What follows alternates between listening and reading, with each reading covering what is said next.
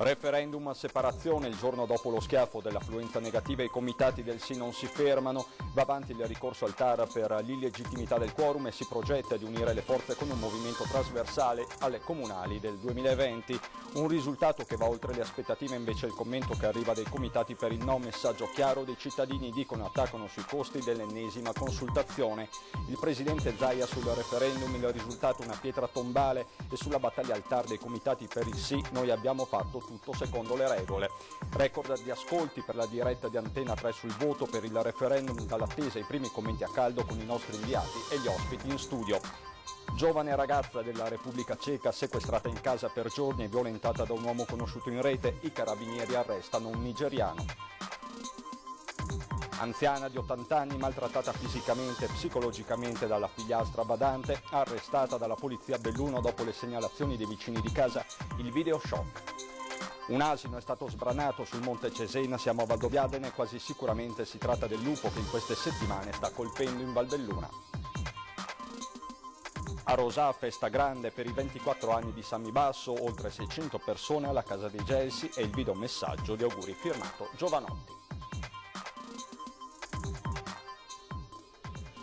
Bentrovati telespettatori di Antenna 3 Nord-Est, l'edizione regionale dei nostri telegiornali apre con il referendum per la separazione tra Venezia e Mestre. Non è stato raggiunto il quorum, appena il 22% degli elettori si è recato alle urne, ma il 66% ha detto sì, delusi ma decisi a continuare i comitati per il sì. Ha vinto la saggezza, pronti a risolvere i problemi di Venezia e di Mestre. Scelgono la via dell'ironia, la casa del sì di Piazza Ferretto, tappezzando la sede di un articolo che non è del giornale di oggi, ma del 26 giugno 1989, dopo il secondo referendum sulla divisione amministrativa tra Mestre e Venezia. I risultati del 2019 parlano di un'affluenza molto bassa, ma, dicono qui, in un contesto molto difficile. Sicuramente una campagna di astensionismo fatta dall'amministrazione comunale, il sindaco in primis, ma anche dagli assessori che hanno dato delle informazioni assolutamente non corrispondenti al vero e che noi abbiamo anche in realtà contestato con dati e con ragionamenti veritieri. Per contro noi abbiamo dato dei dati concreti, calcolati con i bilanci suddivisi a tariffa rifiuti, ma non hanno avuto lo stesso risalto. Quello che bisogna dire però è che non li hanno mai contestati. Del referendum resta tra l'altro un ricorso al Tribunale amministrativo regionale contro l'imposizione del quorum in un referendum consultivo, un'interrogazione al Ministero degli Interni sul comportamento del Comune di Venezia durante la campagna elettorale, una denuncia alla Procura della Repubblica nei confronti dell'assessore al bilancio con l'accusa di diffusione di notizie false, ma soprattutto rimane uno schieramento trasversale di 30.000 voti che potrebbe pesare non poco alle prossime elezioni comunali. Nell'area lagunare c'è stata una percentuale bulgara di sì.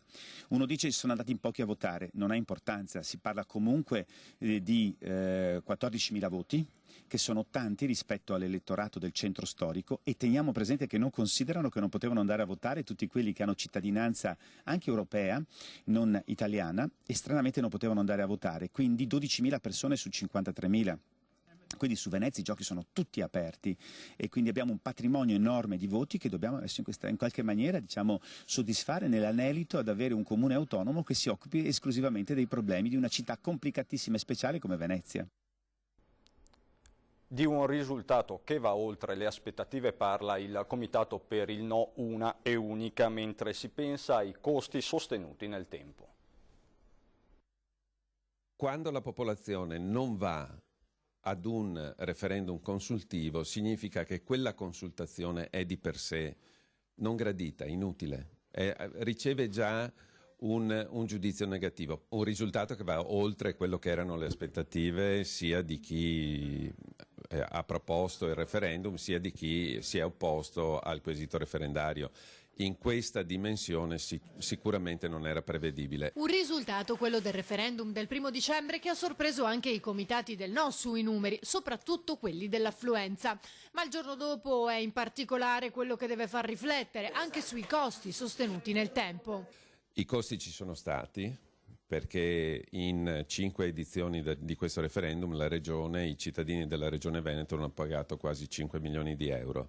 Secondo noi è superfluo dire che si potevano investire queste cifre in altro modo, molto più utile per la cittadinanza, questo è ovvio, ma anche è uno spreco di risorse intellettuali e di risorse operative che invece si sarebbero potute utilizzare per la ricerca di soluzioni ai problemi che comunque rimangono. E sull'esito del voto si è espresso anche il governatore del Veneto, Luca Zaia. Sentiamolo. Questo quorum che è considerato illegittimo? Ma guardi, è un diritto di tutti i cittadini ricorrere al TAR. Come si dice in Italia, un ricorso non si nega più a nessuno. Staremo a vedere poi il Tribunale cosa dice. Noi pensiamo di aver fatto le carte e aver fatto soprattutto le procedure come andavano fatte, punto. Poi prendo anche atto che 8 cittadini su 10 non sono andati a votare. Così il presidente di regione Luca Zaia sulla validità o meno del quorum in questo quinto referendum sulla divisione tra Mestre e Venezia, che come è noto era soltanto di tipo consultivo. Torneranno alla carica?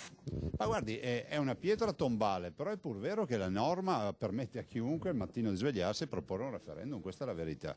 Dico che si dovrebbe ragionare sulla ciclicità, quindi garantire ovviamente democraticamente la consultazione referendaria in generale per il referendum, ma stabilendo che qualora un referendum andasse male ci sia un arco temporale nel quale non si ripresenta più e soprattutto, diciamolo, dopo 5 tentativi penso che sia anche assurdo pensare ancora di ripresentarlo ancora. Mi sembra chiaro che quando 2 persone solo su 10 decidono di andare a votare vuol dire che nessuno è interessato. Successo invece per gli ascolti di Antena 3 che al referendum per la separazione ha dedicato una lunga maratona elettorale.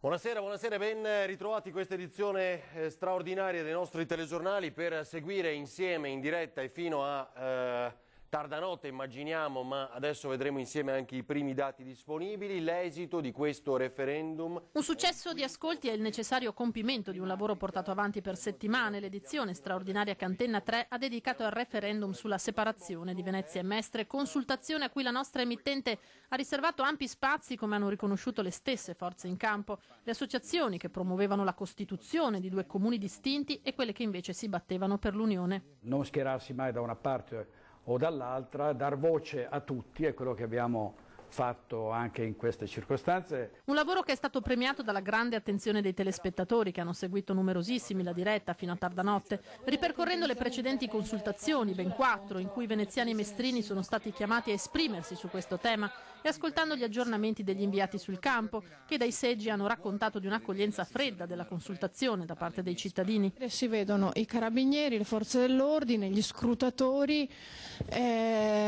comunque rimanendo anche fermi ai seggi. Noi non abbiamo visto arrivare nessuno. E dunque non solo le vicende di Venezia durante il clamore nazionale e internazionale per l'eccezionale acqua alta, ma anche Venezia, le isole, la terraferma alle prese dopo quella dura prova con una nuova riflessione sul proprio futuro. E mettendosi nei panni del veneziano diventato mestrino, e a maggior ragione del mestrino sempre stato mestrino, ci si poteva chiedere perché un mestrino o un veneziano mestrino diventato mestrino dovrebbe rinunciare a Venezia? Perché perdere quel brand? I commenti in studio, le considerazioni finali degli sfidanti con nuovi spunti da cui ripartire. Adesso la cronaca e andiamo a Padova, minacciata e sequestrata nella casa di un uomo conosciuto in rete. I carabinieri hanno arrestato un nigeriano. È finito in manetta, arrestato dai carabinieri, un nigeriano di 26 anni accusato di sequestro di persona, violenza sessuale e rapina. La vittima sarebbe una 22enne della Repubblica Ceca, i 2 si sarebbero conosciuti in internet. A lanciare l'allarme la stessa donna, con alcuni messaggi d'aiuto mandati a un amico francese che ha poi chiamato i carabinieri. Raccontava di essere trattenuta contro la sua volontà in un appartamento di Tribano ed è lì che si sono precipitati i militari della compagnia di Abano Terme. Al loro arrivo in una stanza trovano la donna straniera, visibilmente scossa, che viene subito accompagnata in caserma, mentre il presunto sequestratore nigeriano viene fermato.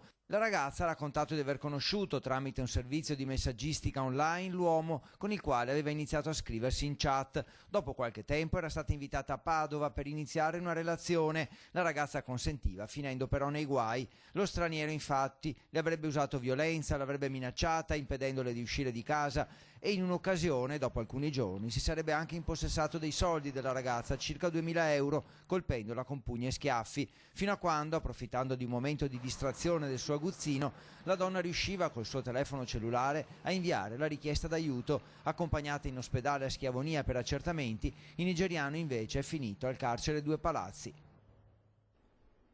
Da Padova a Belluno, dove un'anziana ottantenne è stata maltrattata fisicamente e psicologicamente dalla figliastra badante. Il videoshock delle vessazioni.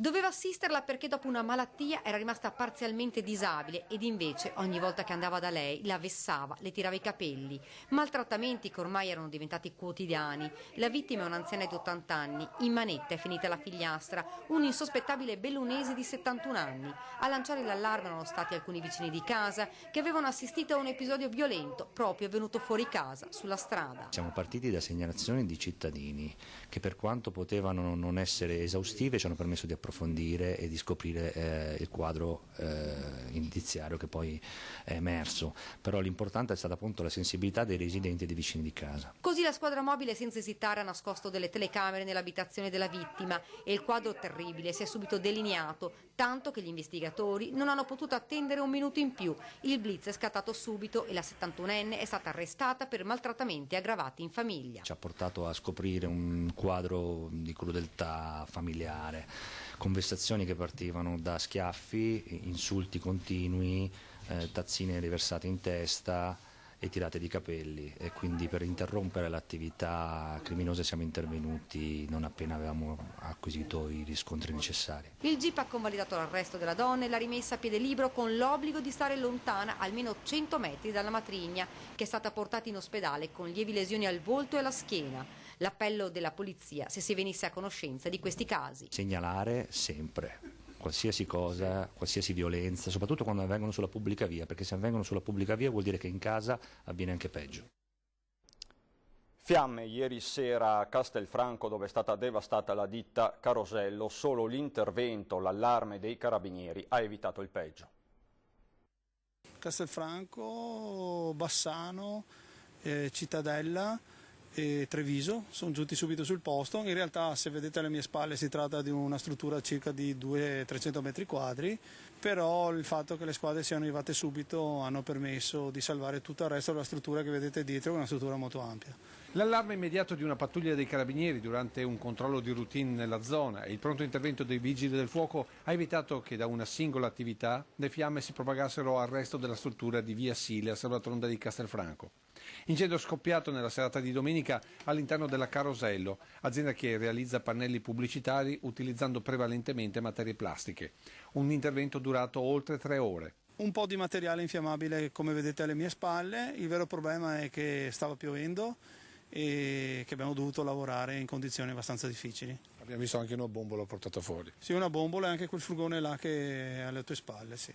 Ingenti i danni per l'attività, mentre nella mattinata sono susseguiti i sopralluoghi con speciali attrezzature per determinare il punto di innesco e se ci sia stata la presenza di acceleranti, anche se al momento si esclude il dolo. Stiamo cercando di capire da dove può essere partito l'incendio, ma stiamo solo facendo le prime verifiche insieme con i carabinieri di Castelfranco. Il pronto intervento ha impedito il peggio? Assolutamente sì, altrimenti eravamo qua a spegnere tutto il resto della struttura. In realtà c'è una buona compartimentazione, per cui l'arrivo veloce delle squadre di vigili del fuoco hanno permesso di chiudere l'intervento su questi 200 metri quadri di materiale. Un asino è stato sbranato sul Monte Cesen, siamo nel territorio comunale di Valdobbiadene. Potrebbe trattarsi del lupo che sta colpendo in queste settimane in Valbelluna.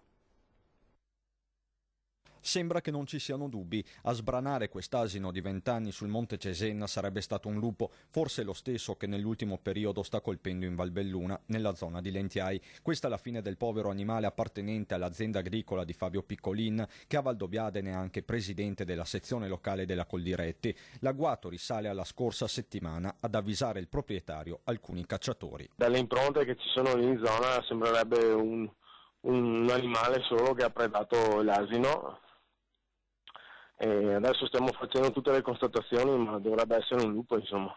L'asino, sta emergendo dai rilievi, è stato azzannato alla gola da un singolo animale, dinamica che è tipica proprio dei lupi. Sul luogo del ritrovamento sono intervenuti sia gli uomini del Corpo Forestale che i colleghi della Polizia Provinciale di Treviso. Quanto al Monte Cesen, non è nuovo alle invasioni di animali selvatici, spesso appartenenti a specie non autoctone. Tra gli allevatori c'è apprensione. Diciamo che in questi anni tra i cinghiali che hanno ribaltato tutti i prati pascoli e adesso il lupo che per facilità prende le prede, diciamo gli animali domestici, siamo un po' preoccupati. Ecco, so che anche le maghe sui cima mi dicono che hanno sono un po' terrorizzate tante volte a portare sugli animali.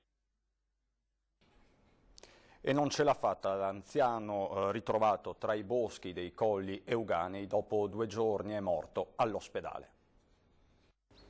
Era stato ritrovato tra i boschi dei Colli Euganei, confuso e infreddolito, ma dopo 2 giorni sul letto dell'ospedale di Schiavonia non ce l'ha fatta e si è spento. Domenico Zanellato, 84 anni, molto conosciuto all'Ossa Testino, era scomparso di casa giovedì pomeriggio, allontanandosi con la sua auto, una Fiat Panda. I familiari in serata avevano allertato i carabinieri non vedendolo rientrare. Dopo una notte di ricerche, 4 amici che con le loro moto da enduro stavano percorrendo i sentieri dei Colli Euganei avevano avvistato l'auto in un piccolo burrone.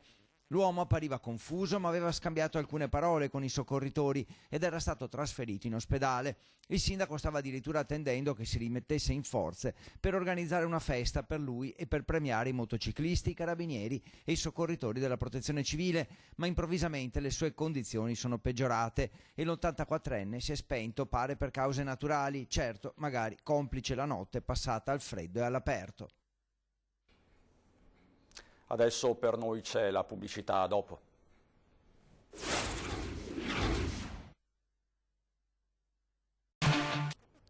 Di nuovo in studio per parlare del compleanno di Sammy Basso, che ha compiuto 24 anni. In 600 hanno partecipato alla sua festa ed è arrivato un videomessaggio anche da parte di un personaggio molto famoso. Vediamo. Signore e signori, un grande applauso, Sammy Basso!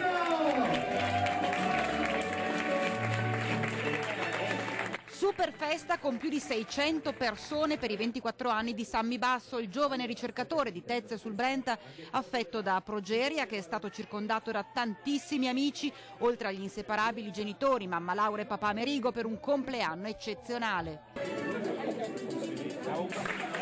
Un augurio speciale, quello che è arrivato a sorpresa in videomessaggio direttamente da tale Lorenzo Cherubini. Avete presente? Oh Sammy!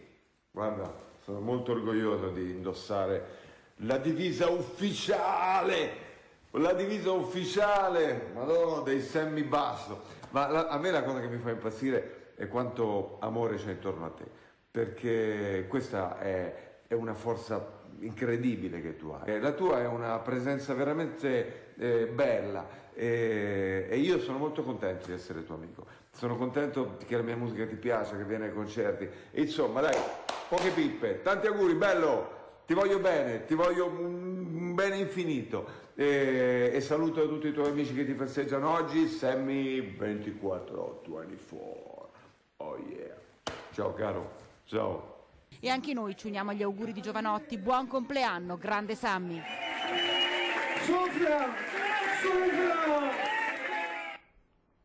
Buone notizie per la sanità vicentina. È stata inaugurata a Montecchio Maggiore la nuova Breast Unit, unità senologica che servirà tutto il Vicentino.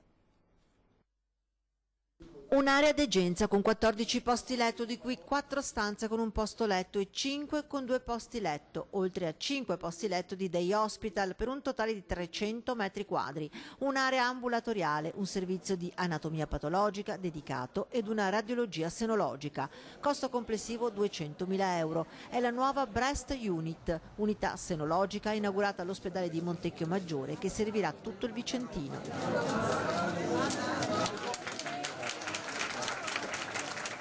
La Breast Unit non costa niente, è solo un fatto di organizzazione.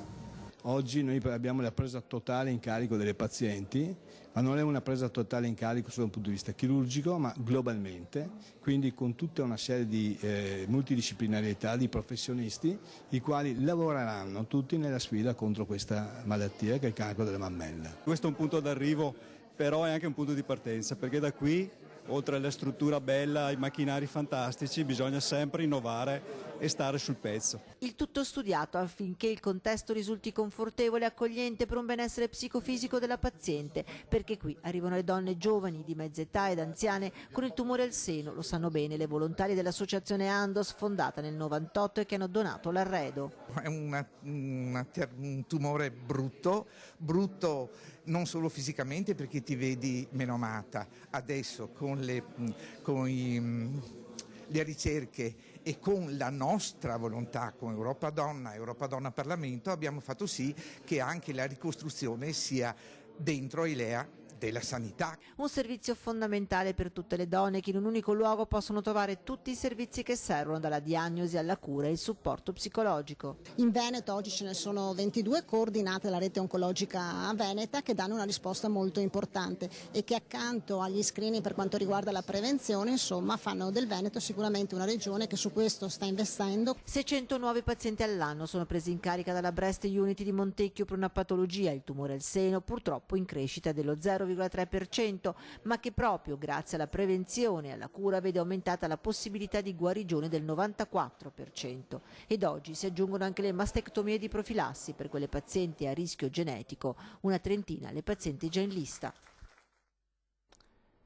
Ospiti di Nicola Zanetti questa sera 20:10 saranno Luigi Susin di Fratelli d'Italia e Silvano Piazza del Partito Democratico. In prima serata invece a Ring con Ferdinando Avarino ci saranno Gianluca Forcolin della Lega, Alessandro Luigi Bisato, Partito Democratico, Sergio Berlato, Fratelli d'Italia, Erika Baldina del Movimento 5 Stelle. Adesso invece ci sono le previsioni del tempo, buona serata.